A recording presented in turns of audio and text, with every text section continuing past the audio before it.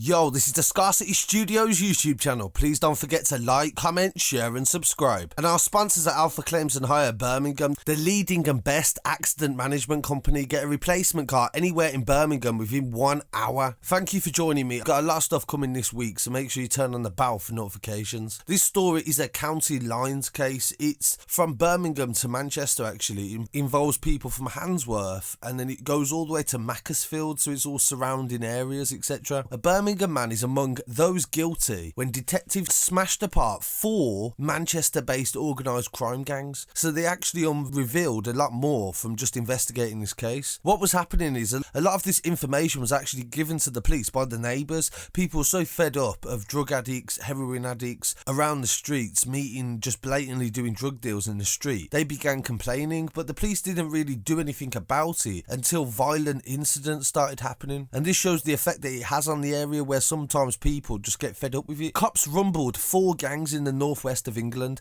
after they were found to be behind the wholesale supply of crack cocaine and heroin in Macclesfield. Mr. Carty from Handsworth Wood pleaded guilty to conspiracy to supply crack cocaine and heroin and was sentenced to 3 years 9 months in prison. It was an 18-month long investigation codenamed Vulcanise.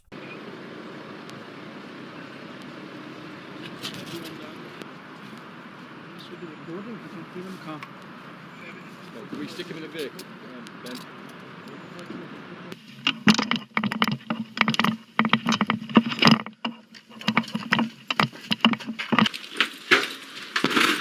Straight to the police!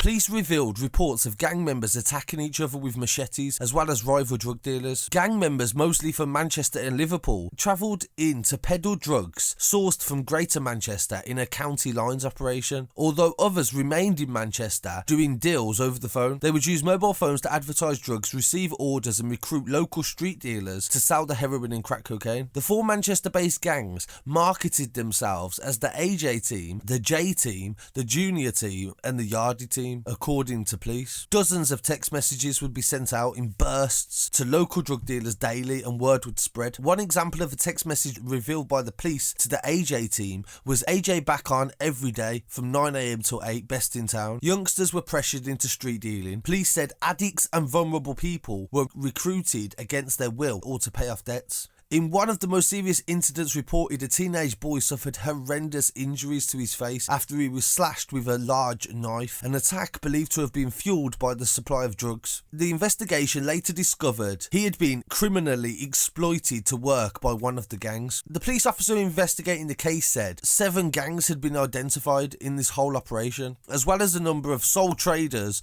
drug dealers, and the biggest of all of them had ties to Manchester. In an emotional video interview released by police, one of the neighbours living in Macclesfield told how the violence and daily drug dealing blighted the lives of the residents. She said one of the dealers who she would constantly see, you would know instantly that they were up to no good. My children would talk about the druggies being on the street. It was constant. Police said that on 2 occasions, residents who tried to film them had their phones smashed in public. Detective Inspector Adam Alexander said local residents in Macclesfield were fed up and they ended up sending us a lot of information, but as I said before, the police didn't really start to do anything until the violence. That's what really started to spark it. 700 arrests were made in this county line gang operation. The AJ Team was headed by Nico Edgar and he was assisted by Kaysen Thomas. And then he had others that worked for him underneath. The other team, the J Team, police said the gang would send around 60 text messages to drug users on a daily basis. They would hire cars to go to Macclesfield from Manchester, where he would supply crack cocaine and heroin to users. Wilkes and China Jasper, who had significant roles, were caught directly supplying undercover police officers with drugs in September. Wilkes was arrested outside Macclesfield Town Football Club in his BMW after a police pursuit. Police said he attempted to discard a bag containing 80 drug deals. Have changed. I certainly haven't seen any drug dealing going on. Well, what is a blatant drug dealing going on our street or around where we live for some time now.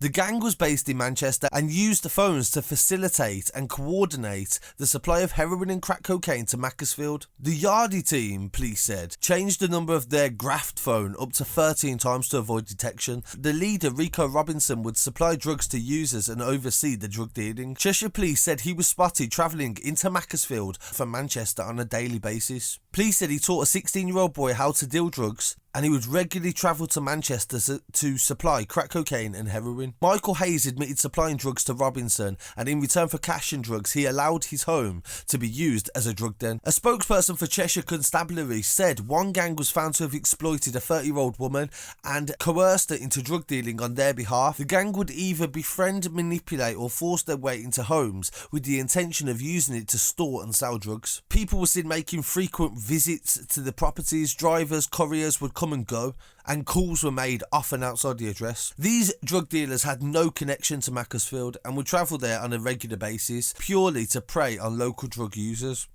So in this case, there's been a lot of sentences. It goes to show how long the police are willing to investigate these sort of things. 18 months is a hell of a long time to keep a surveillance and start to follow these groups, so it shows that they're paying a hell of a lot more time to do it. County lines and drug dealing is a massive problem due to the fact that people need income and some people have drug addictions. Is this just numbers? Because 652 men and 91 women were arrested, but not all of them are convicted. 292 children were safeguarded, they said. So if that's the case, then that's good news. Is it really stopping the epidemic of drug addiction? They say £426,000 worth of drugs were taken off the streets. This is a drop in the ocean, so is it really having a massive impact on what's affecting the kids? And we're demonising people that are addicts, so instead of helping them and ensuring that they've got the right resources in order to get off the drugs, then how on earth are we going to expect people to stop selling them when there's such massive profits to be had? So I really want to hear what people have to say on this, so please don't forget to like, comment, share and subscribe. Follow us on Instagram at Scarcity Studios